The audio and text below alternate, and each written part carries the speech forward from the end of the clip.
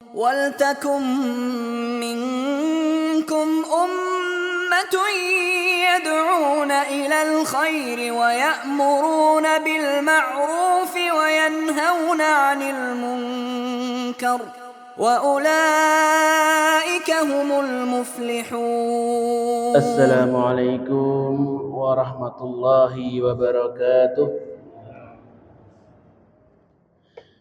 Alhamdulillahi wa kafa wa usalli wa usallimu ala rasulil mustafa wa ala alihi wa ala ashabi ahlil wafa. Asyhadu an la ilaha illallah wahdahu la syarika lah wa asyhadu anna muhammadan abduhu wa rasuluh. Alhamdulillah, segala puji marilah kita panjatkan kehadirat Allah Subhanahu wa taala yang dengan nikmatnya pada sore hari ini kita masih diperkenankan untuk berkumpul bersama di majelis yang insyaallah diberkahi Allah Subhanahu wa taala ini. Amin amin ya rabbal alamin. Salawat salam kita aturkan kepada junjungan kita Nabi Muhammad sallallahu alaihi wasallam, kepada seluruh keluarganya, para sahabatnya, para tabi'in, para tabi'ut tabi'in, dan semoga kita semua selalu menjadi bagian dari pengikut beliau dan mendapatkan syafaat beliau di hari kebangkitan kelak. Jamaah rahimani wa rahimakumullah, terakhir sudah sampai surat apa? Al-Ankabut ya. Ayat ini saniki 39 ya. Oh, pas. Monggo dibuka surat Al-Ankabut ya, ayat 39. Oke, kita waos ngantos ayat 45.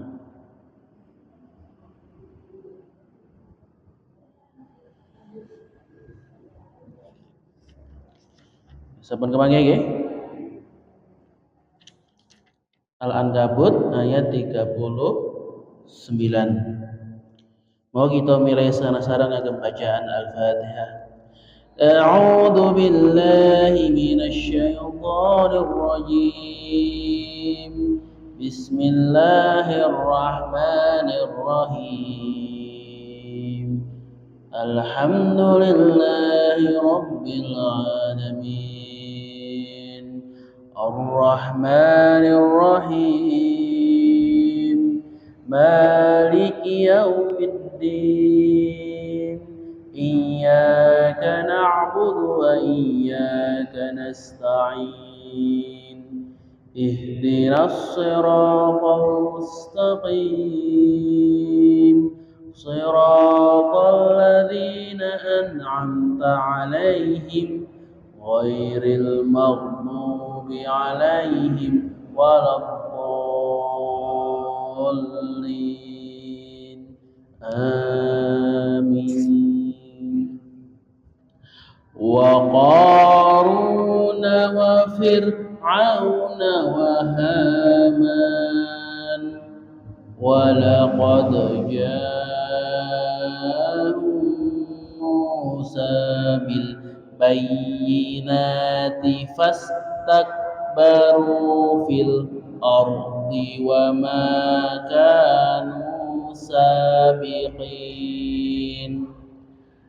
Fakullan akhadna bidambihi faminhum man arsalna alaihi hasiba wa minhum man akhadathu as-sayhah wa minhum man khasafna bihil ardh wa minhum man aghraqna wa ma kana Allahu liyadhlimahum walakin kanu anfusahum yadhlimun.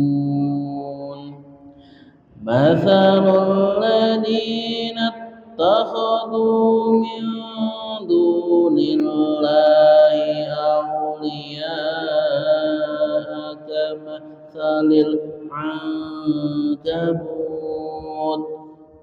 ittakhadat baitan wa inna awhanal buyuti labaitul ankabut law kanu ya'lamun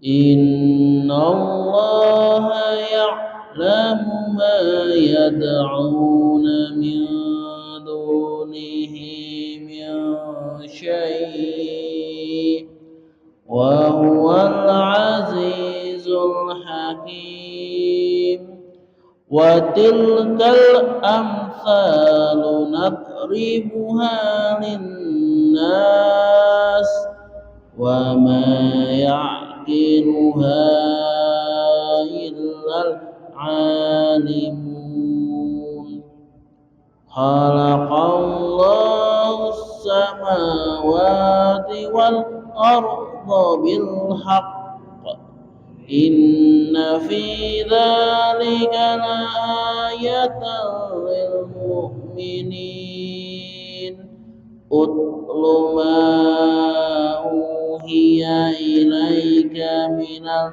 kitabi wa aqimis shalah innas salata tanha 'anil fahsya'i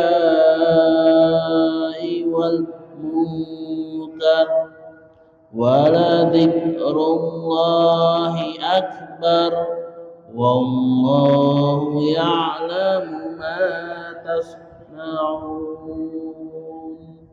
sadaqallahul azim Allahumma arhamna bil Qur'an. Jamaah rahimani wa rahimakumullah, alhamdulillah sudah kita baca bersama-sama ya dari surat Al-Ankabut ayat 39 sampai ayat ke-45. Monggo kita baca terjemahannya bersama-sama, kemudian kita tadabburi makna dari ayat yang sudah kita baca ini. Maka di ayat 39 ini Allah masih melanjutkan dari kisah sebelumnya, menjelaskan mengenai kehancuran bangsa-bangsa yang sudah lalu. Bagaimana Allah mengazab kaum yang sudah didakwai oleh para rasul, kemudian mereka mengingkarinya, mengkufurkannya, bahkan menantang akan datangnya azab. Maka di ayat sebelumnya sudah diceritakan mengenai kaum Ad, kaum Tsamud.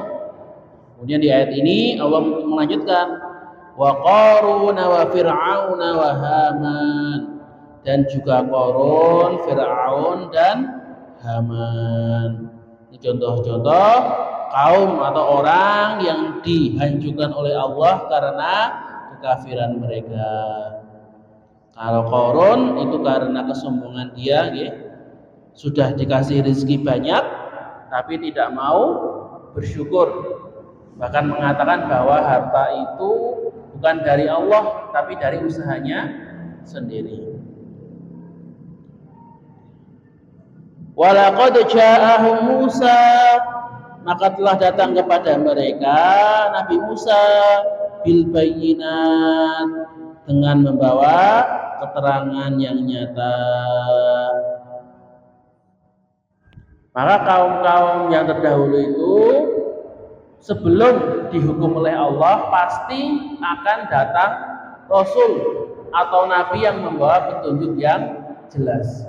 Maka Allah itu tidak pernah menghukum suatu kaum sebelum datang Nabi atau Rasul kepada mereka. Jadi diingatkan terlebih dahulu, ya, diingatkan, diajak untuk bertaubat. Nah, ketika sudah diingatkan kok masih bahasanya dablek, ya, masih menyangkal, masih kufur, baru dihukum. Jadi tidak langsung salah langsung dihukum, langsung diazab, tidak seperti itu. Akan tapi fastakbaru fil ard, tetapi mereka malah berlaku sombong di bumi. Wa makanu sabiqin, dan mereka itu orang-orang yang tidak luput dari azab Allah. Tapi sayang, ketika mereka diingatkan, ditakwai, maka mereka merasa sombong karena merasa dirinya lebih pinter, lebih tinggi derajatnya, sehingga tidak mau mengikuti kebenaran. Ini banyak seperti ini ya Bapak Ibu ya. Orang itu yang tahu dia itu bahwa dia itu benar, yang mengajak itu benar, tapi karena sombong akhirnya tidak mau mengikuti. Misalkan paling gampang, contoh sekarang ya, kita misalkan sedang ya kesalahan sederhana, misalnya makan pakai tangan kiri. Ini kan salah ya, tidak boleh. Ini kan makan sepertinya tidak boleh. Kemudian ada anak kecil mengingatkan, Pak, ngapunten nek makan ampun ngagem tangan kiwa, ngagem tangan sing tengen. Nah, banyak dari kita ketika diingatkan seperti itu, kalau yang ingatkan kan anak kecil, akhirnya apa? Bukannya malah ya le, makasih sudah diingatkan, tapi biasanya malah bahasanya apa ya?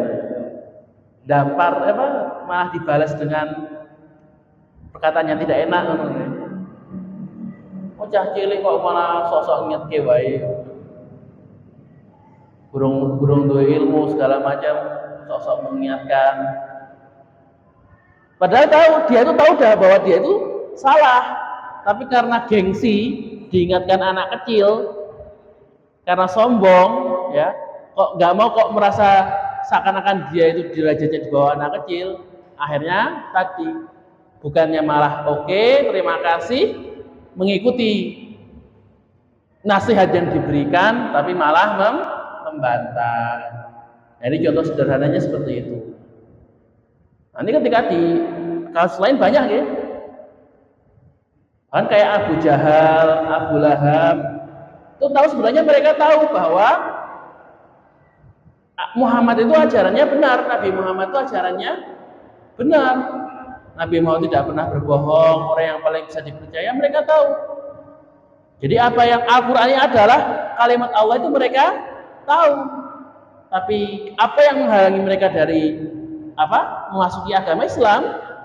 Karena kesombongan mereka tidak mau kehilangan jabatan mereka, kehilangan kehormatan mereka, tidak mau sebelumnya jadi pemimpin Quraisy kemudian harus di bawahnya Nabi Muhammad. Nah, ini kan mereka tidak mau. Jadi karena kesombongan mereka itulah yang menjadikan mereka itu ingkar dari Islam. Bahkan iblis, ya laknatullah, itu yang menjadikan dia keluar dari surga adalah rasa sombong itu juga. Karena sombongnya dia, merasa dia lebih terhormat dari Adam, lebih mulia dari Adam, akhirnya ketika Allah menyuruh dia untuk sujud, maka dia membangkang.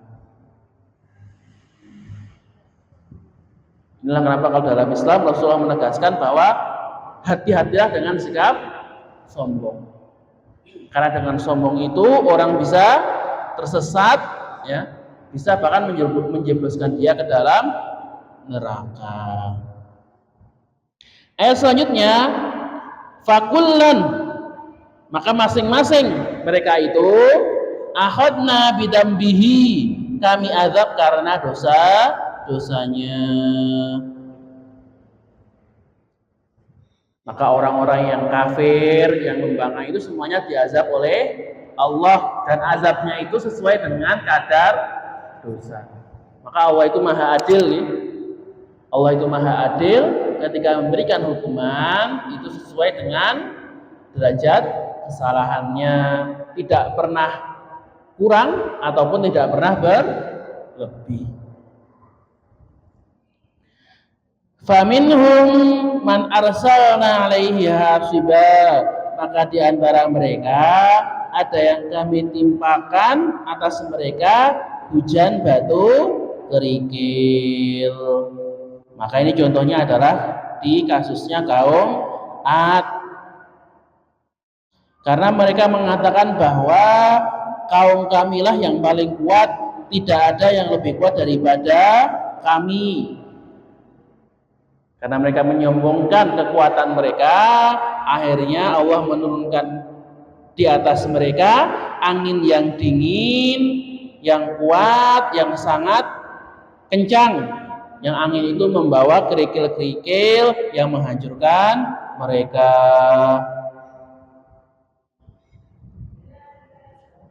Karena tadi kan mereka kan sombongnya, wah saya paling kuat, tidak ada orang yang lebih kuat dari saya. Akhirnya Allah, oh ini loh, saya datangkan angin yang jauh lebih kuat daripada kalian, yang bahkan bisa mengangkat seorang laki-laki ke atas langit, kemudian menjatuhkannya sehingga kepalanya hancur dan tubuhnya remuk redam. Jadi mereka itu tertiup angin seakan-akan seperti kapas yang tertiup angin, udah terombang-ambing, naik turun sampai hancur lebur. Wa minhum man akhadathu shaihah, dan ada di antara mereka yang ditimpa dengan suara keras yang mengguntur. Nah, ini terjadi kepada kaum Samud.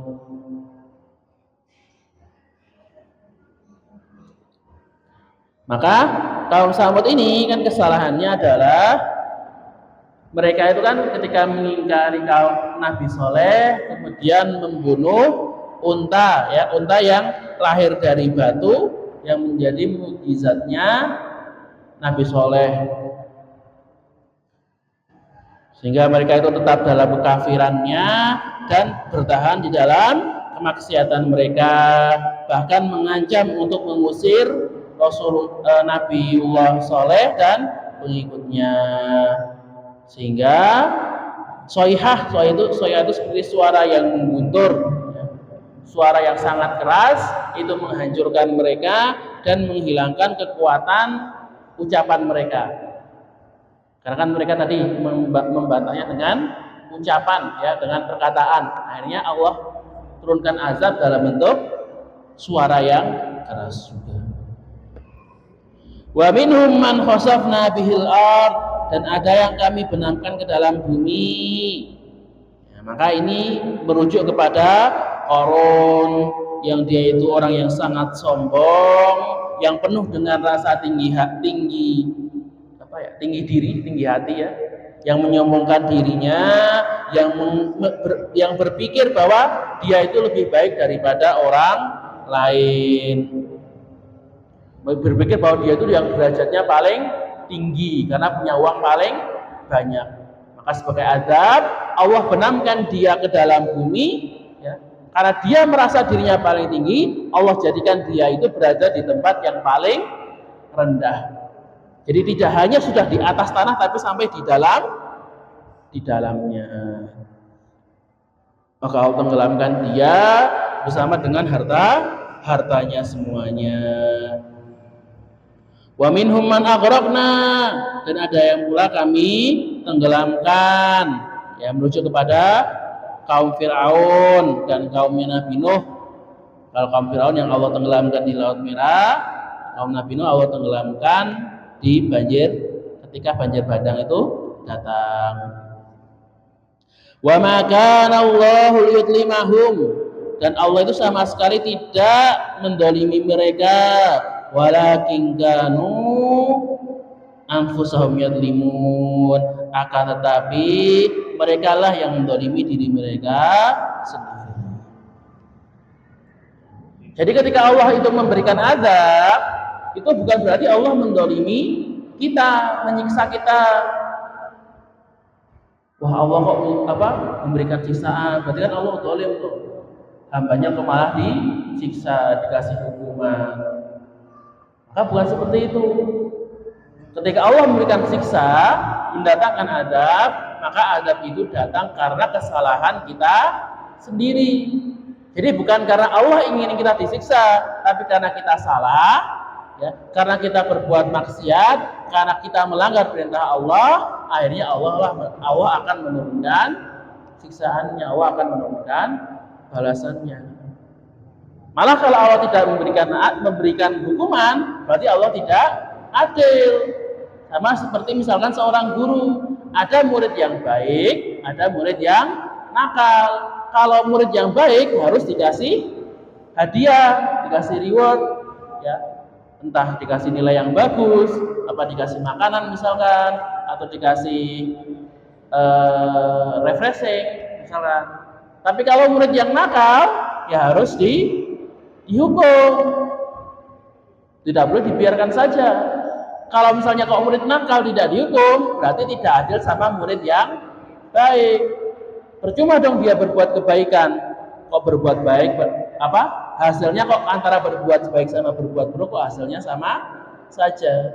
Ini kan tidak adil malahan. Inilah karena ada ketika berbuat baik itu dikasih balasan, ketika berbuat buruk dikasih hukuman, itulah baru menunjukkan bahwa Allah itu maha adil.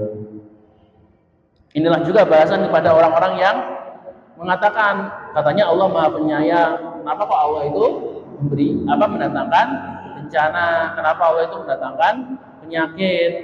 Ya ini contohnya jawaban bahwa bencana, penyakit, ya, hukuman yang Allah turunkan itu bukan karena Allah ingin menghukum kita, Allah ingin mencelakakan kita, tapi itu disebabkan karena kemaksiatan kita sendiri, karena kesalahan kita sendiri.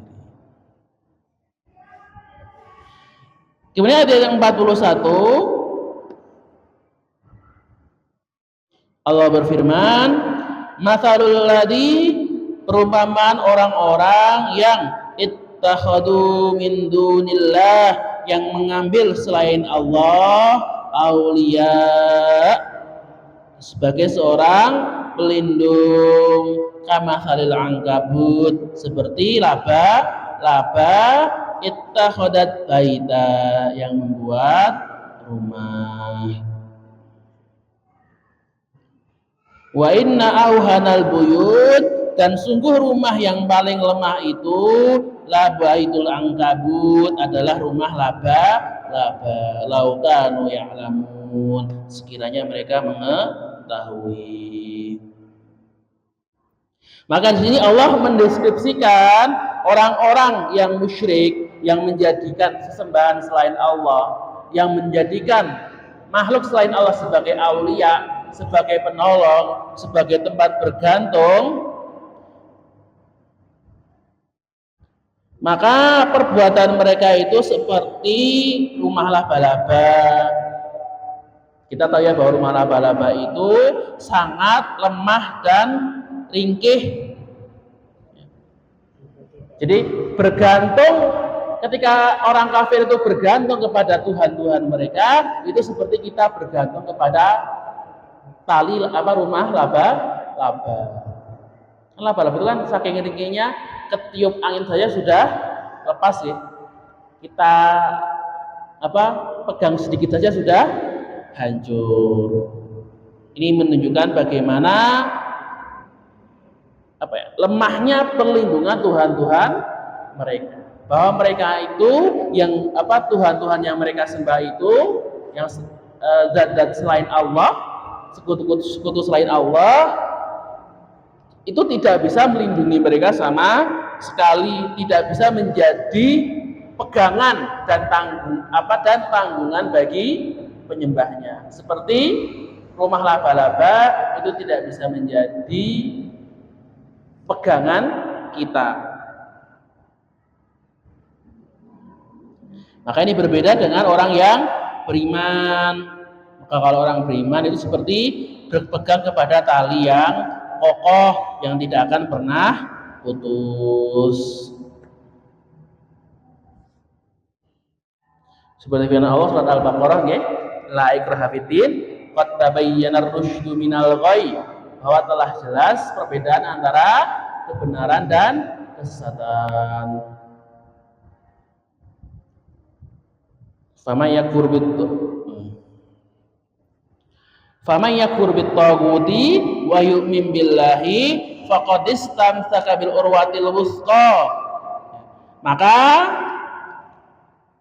barang siapa yang ingkar kepada taghut dan beriman kepada Allah, maka sungguh dia telah berpegang teguh kepada tali yang sangat kuat, yang tidak akan putus. lang fisomalaha, yang benar-benar tidak akan putus. Inilah janji Allah, kalau kita itu berpegang kepada ajaran Islam, maka ajaran Islam itu pasti akan menopang kita. Allah itu pasti akan menanggung kita. Kalau kita benar-benar berserah diri kepada Allah, apapun yang kita butuhkan Allah pasti akan kasih. Beda kalau kita itu bergantung kepada selain Allah, maka mereka itu tidak bisa melindungi kita, tidak bisa memberi makan kepada kita, memberikan minum kepada kita, atau melindungi kita dari kejahatan. Innallah, sesungguhnya Allah ya'lamu, mengetahui, ma yad'una min dunih, apa saja yang mereka sembah selain Dia, wa huwal azizul hakim, dan Dia maha perkasa lagi maha bijaksana. Maka siapapun yang berbuat kesyirikan, baik dia itu diam-diam ataupun terang-terangan, maka semuanya itu diketahui oleh Allah Ta'ala. Allah akan merekamnya, dan nanti di hari akhirat semua kesyirikan ini akan dimintai pertanggungjawabannya oleh Allah Subhanahu wa Ta'ala.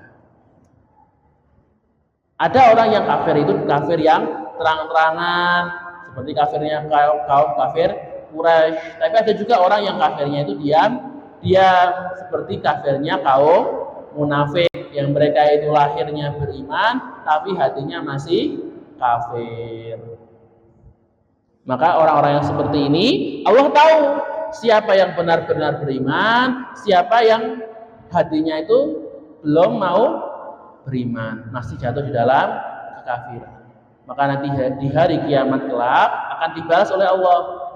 Orang yang benar-benar beriman akan dimasukkan ke dalam surga, sedangkan para munafik yang pura-pura beriman tetapi hatinya masih kafir, Allah akan jebloskan mereka ke dalam neraka yang paling bawah.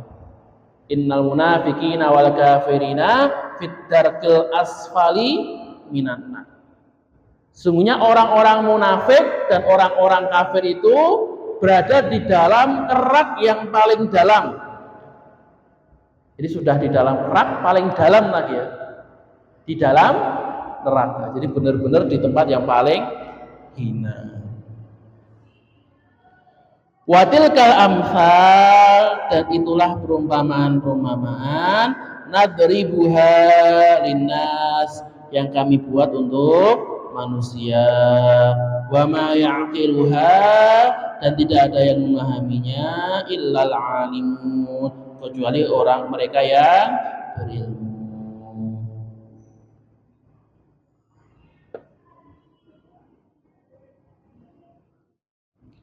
Maka di sini Allah menerangkan bahwa perumpamaan-perumpamaan ini sudah Allah berikan kepada manusia, dan memang beberapa di antara ilmu Allah itu hanya bisa dikuasai oleh orang-orang yang punya ilmu. Seperti dalam surat Al-Imran Allah mengatakan bahwa Al-Quran itu adalah ummul kitab, fihi muhkamatun wa ukharu mutasyabihat, bahwa di dalamnya ada ayat-ayat yang muhkamat, ayat-ayat yang jelas, yang bahkan orang awam pun bisa paham. Contohnya apa? Qul huwallahu ahad, Allahus samad, lam yalid wa lam yulad wa lam yakul lahu kufuwan ahad. Ini kan sudah jelas ya, sudah gamblang. Orang yang baca bisa langsung tahu maknanya. Tapi ada juga ayat-ayat yang mutasyabihat, yang masih samar, yang harus dijelaskan oleh orang-orang yang berilmu. Siapa orang berilmu ini? Ya Rasulullah, kemudian dilanjutkan para sahabat, yang dilanjutkan ulama, para tabi'in, para tabi'ut tabi'in, dan ulama-ulama setelahnya. Maka memang kalau dalam memahami Al-Quran kita itu tidak boleh memakai sembarang pemahaman ya. Maka walaupun kita mengatakan Muhammadiyah itu kembali kepada Al-Quran dan Sunnah, tapi tidak sekedar kembali, tapi apa? Al-Quran dan Sunnah dengan pemahaman yang benar. Kuncinya di pemahaman yang benar ini. Karena kok orang bisa mengambil Al-Quran kemudian diartikan dengan seenak hatinya. Contohnya siapa? Misalnya ISIS, ya, para teroris itu yang membom hotel, yang membunuh para orang, membunuh secara membabi buta. Itu kan juga memakai ayat Al-Quran, gitu. Wa qatuluhum haitsu taqaftumuhum, dan bunuhlah mereka di mana saja kalian menemui mereka. Ini ayatnya ada, ayatnya benar, tapi karena pemahamannya yang keliru, menggunakan pemahaman yang salah, akhirnya jadi jauh melenceng. Makanya ketika memahami Al-Quran, tidak boleh kita sekedar baca Al-Quran, baca terjemahan, langsung ditafsirkan seenak hati kita, tidak boleh. Kita harus melandaskan pemahaman kita sesuai dengan ajaran Rasulullah. Rasulullah pernah mengajarkan seperti ini enggak? Rasulullah tidak ada, merujuk kepada para sahabat. Para sahabat tidak ada, merujuk kepada tabi'in, tabi'ut tabi'in, ulama-ulama besar, atau minimal merujuk kepada ustadz, kepada kiai yang memang punya ilmu. Jadi jangan sekedar comot-comot, ambil potongan, langsung kemudian kita tafsirkan seenak hati kita. Contoh lain misalkan ada, kalau orang-orang liberal itu yang ayat favorit itu ya ahlal kitabi ta'alau ila kalimatin sawa bainana wa bainakum. Wahai ahlul kitab, marilah kita menuju kepada kalimat yang sama. Kalau orang liberal bilang kalimat yang sama ini berarti apa? Pluralisme. Oh, berarti ini menunjukkan agama itu sama. Karena orang ahli kitab diajak berkumpul bareng. Itu kan pemahaman orang liberal, tapi kan pemahaman yang seenak hati aja, seenak dirinya sendiri, seenak modelnya gitu. Ini pemahaman yang kurang pas. Padahal yang dimaksud adalah kalimatun sawa, itu adalah kalimat tauhid. Kenapa dikatakan kalimatun sawa? Karena semua ajaran Nabi itu sama-sama mengajarkan tauhid. Maka maknanya adalah wahai ahlul kitab yang masih tersesat, yang pahamnya masih pakai trinitas, yang masih menganggap Nabi itu adalah anaknya Allah, kembalilah kepada ajaran tauhid. Ajaran yang sama yang diajarkan dari Nabi Adam sampai Nabi Muhammad Shallallahu Alaihi Wasallam.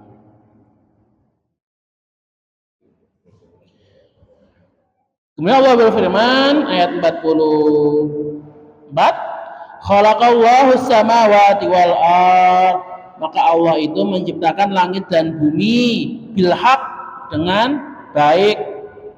Maksudnya adalah diciptakan dengan penuh hikmah.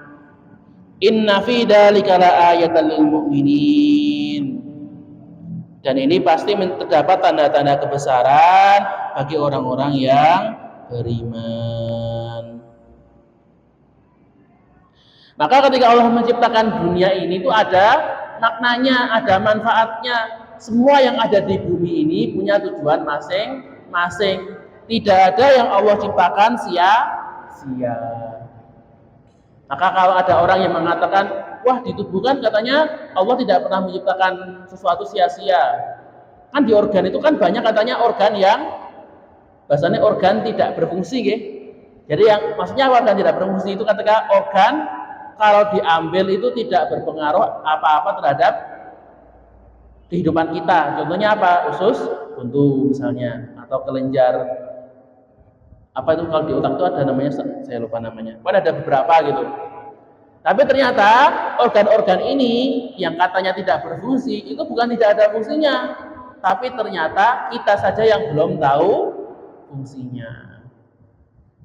Makanya dalam sejarah perkembangan biologi, organ yang dikatakan organ sia-sia, organ yang tidak berguna, itu listnya itu pada pertama kali dibuat itu sampai 50 organ. Kemudian makin lama itu makin sedikit.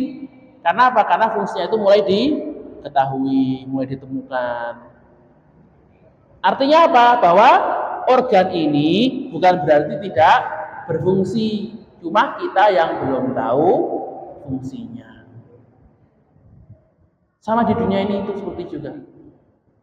Maka apapun yang ada di dunia ini Allah katakan semua yang ada, semua yang Allah ciptakan itu pasti berfungsi, pasti ada gunanya. Tidak ada yang Allah ciptakan sia-sia.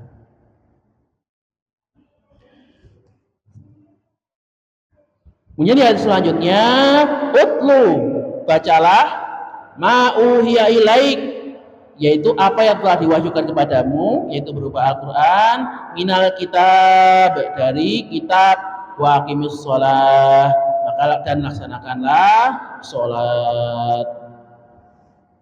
Inna sholata, sungguhnya sholat itu tanha anil fahsya'i wal munkar, mencegah dari perbuatan keji dan mungkar.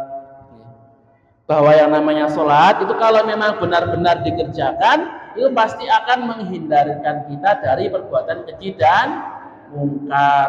Itu kalau sholatnya benar.